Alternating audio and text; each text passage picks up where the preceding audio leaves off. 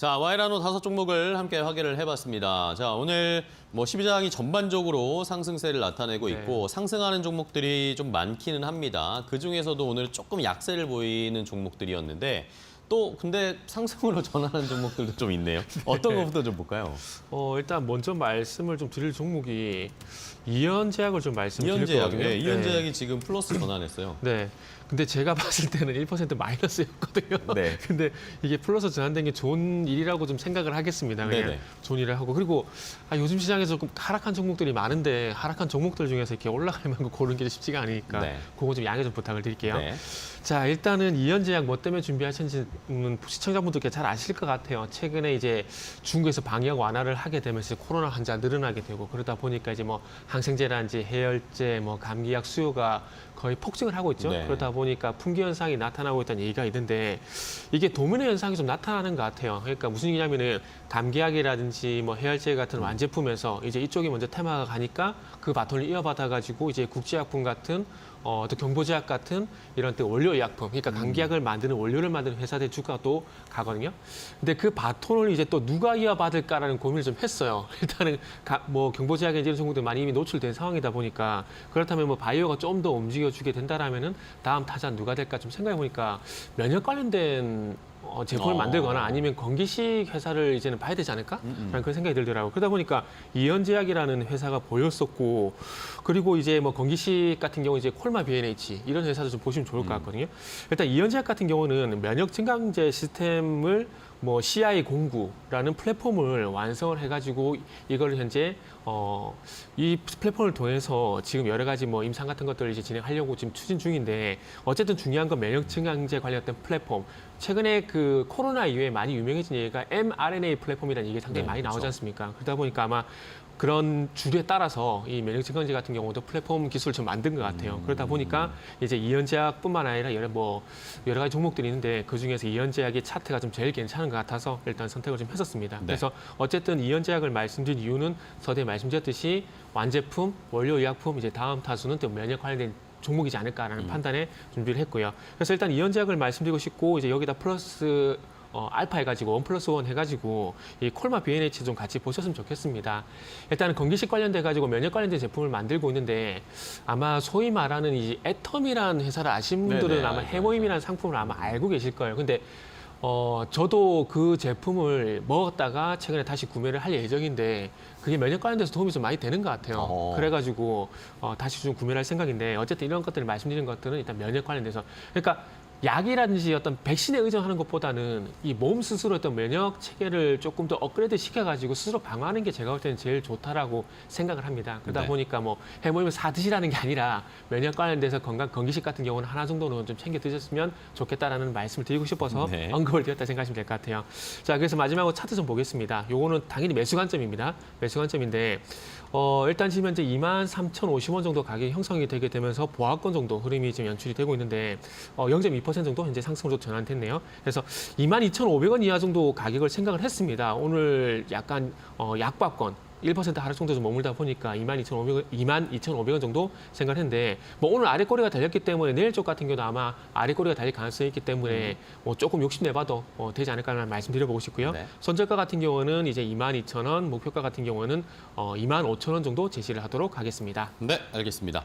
자, 이현제약이 하락하다가 일단은 상승으로 좀 전환이 됐습니다. 시장에서 제약 관련된 종목들이 순차적으로 지금 테마를 받고 있는데 이 건기식 쪽의 테마도 한번 미리 살펴보자라는 의견을 주셨습니다.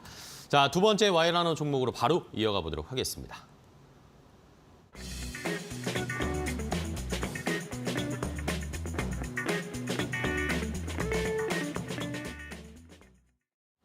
자, 두 번째 와이라노 종목은 바로 컬러레이입니다. 컬러레이도 오늘 오전에는 6%가 넘게 하락세가 크게 나오다가 지금 또 거의 보합권까지 올라왔어요. 네, 맞습니다. 말씀하신 것처럼 0.4% 약보합권이거든요. 네.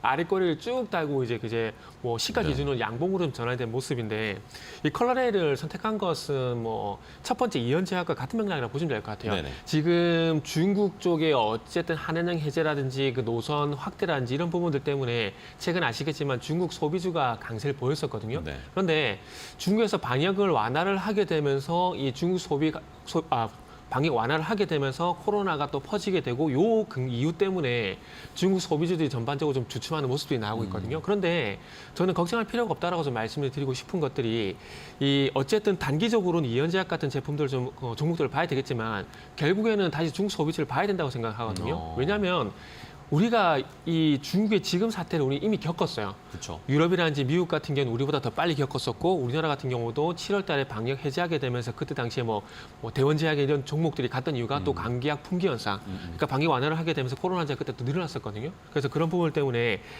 한 달 정도 테마가 좀 형성됐었는데 그래서 아마 이연제약 같은 이런 제약주 같은 경우도 순수하게 중국 코로나 쪽에 테마가 형성된다라면은 길게 가지는 않을 것 같아요. 한 2주 정도 보고 있거든요. 그러면 2주 뒤에 그러면 다시 중국 소비주를 봐야 된다는 관점에서 보게 된다라면은 다시 한번 중국 소비주에 대해서 관심을 가져야 되지 않을까. 그러다 보니까 주가 조정이 나오게 되면은 관심을 가져야 되는데 어떤 종목을 봐야 되느냐. 그럼 중국 본토 쪽과 연관성이 있고 그리고 색조 화장품. 어쨌든 마스크를 벗게 되잖아요. 그 앵커님하고 저는 남자이기 때문에 여자들 색조 화장품은 잘 모르는데 어쨌든 색조 화장품이 립 관련돼서 이렇게 입 주변에 이렇게 화장한 제품이더라고요. 그래서 네. 마스크를 벗게 되면 안 할 수가 없지 않습니까? 그렇죠. 그러다 보니까 이 색조 화장품의 수혜가 예상이 되고 그러다 보니까 우리나라 같은 경우에는 CNC 인터내셔널 같은 종목들이 잘 간 이유가 거기에 있다 보시면 될 것 같아요.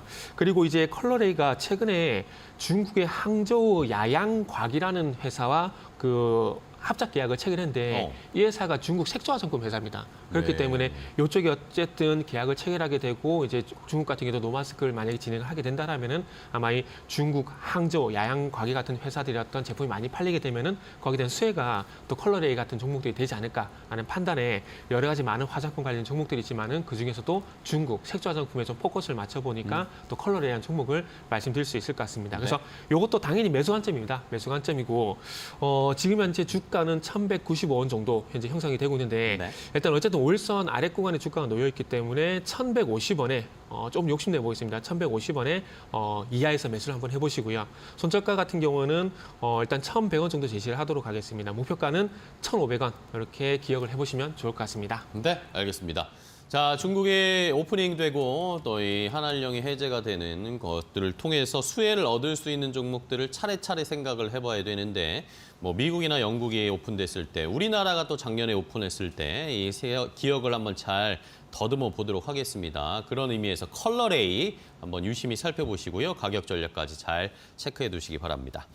자, 마지막 와이라노 종목도 바로 확인해 보겠습니다. 어떤 종목일지 바로 공개합니다.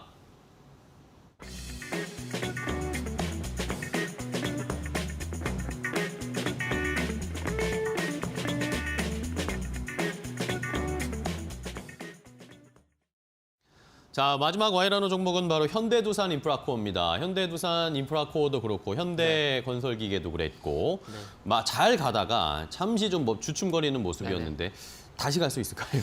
뭐 잠시 휴게소 들렸다라고 보는 게 맞을 그런가요? 것 같아요. 네, 저 다시 갈 거라고 좀 봐지는데 일단은 첫 번째는 이제 본업인 건설기계 쪽 일단 말씀드려야 될 것 같습니다.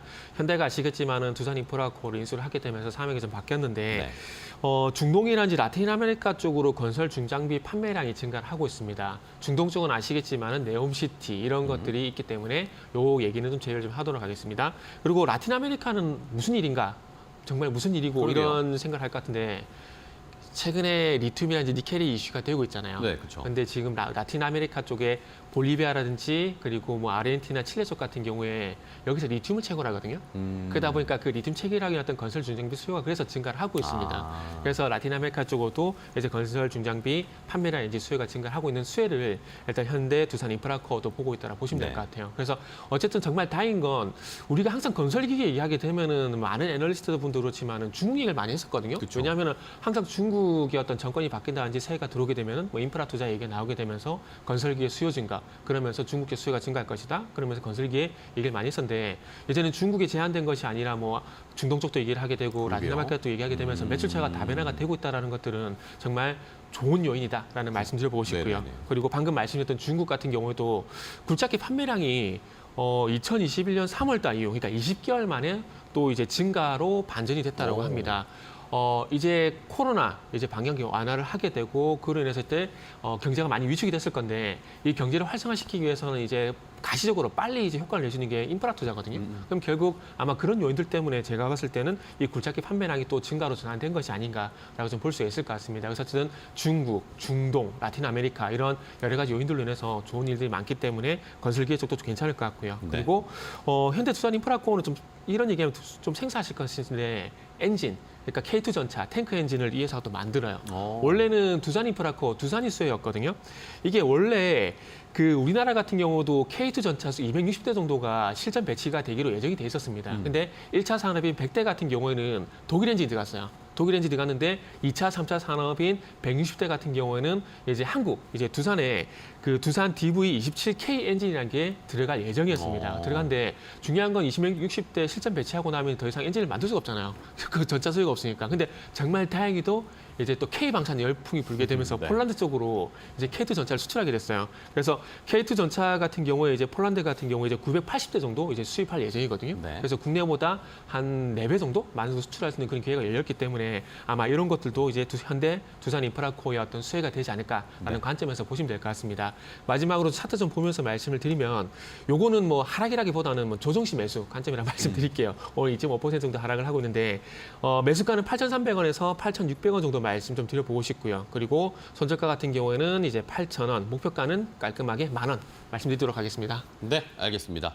자, 마지막 와이라노 종목 현대두산인프라코어입니다. 오늘 2.5% 정도 하락세를 나타내고 있는데 건설기계, 이 굴착기 관련 종목들이 잘 가다가 잠시 주춤했죠. 하지만 이 정태근 팀장의 생각은 더 가기 위한 잠시의 휴식이었다라는 그런 해석을 해주셨습니다. 앞으로도 어느 정도까지 갈 수 있을지 현대두산인프라코어까지 함께 확인을 해봤습니다.